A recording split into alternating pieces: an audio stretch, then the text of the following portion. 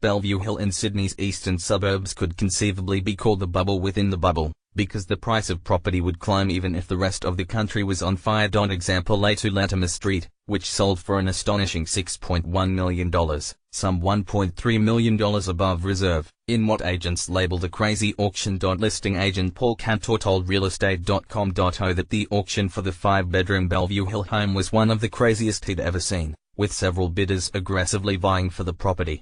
We had 8 active parties and it got down to 2 in the high fives near the end and it just kept on going, said Cantor. The original owners were a pair of unidentified but prominent doctors who bought the mansion in 1997 for a then costly $900,000. It was a considerable expense at the time. Bellevue Hill has always been the domain of the wealthy, but in 17 years the property's value has grown by 670%. Set within walking distance of Rose Bay Wharf and a ferry to the CBD. The home features towering 3-meter ceilings, an enormous master suite, landscape gardens and a pool. For those with a large family, the property features an enormous master bedroom with walk-in wardrobe and ensuite, 3 double bedrooms and even an underground room that doubles as a study or a 5th bedroom. Paying more than $6 million for a family home might seem like this house is the jewel in Bellevue Hill's crown, but in fact it is only slightly above the median house price for the suburb. As of October 30th, an overheated property market and a penchant by billionaires to live by the water has seen the median house price for Bellevue Hill rise to $5.1 million,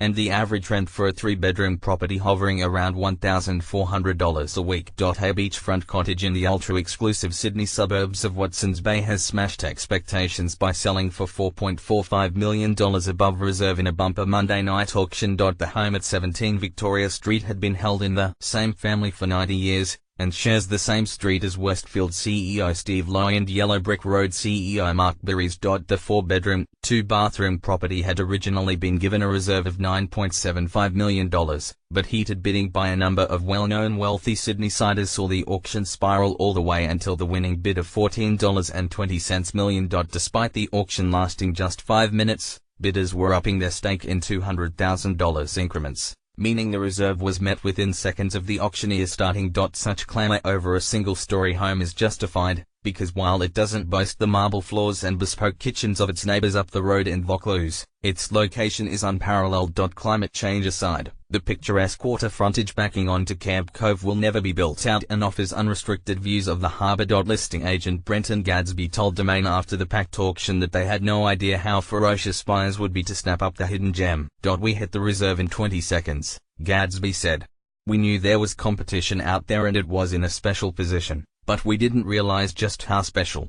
While it's likely the new owner will scrap the cottage and rebuild, there's enough amenities in the original home. A young family of 4, as well as a boat shed and a single-car garage. The property at 17 Victoria Street also features a semi-detached cottage perfect for overnight guests.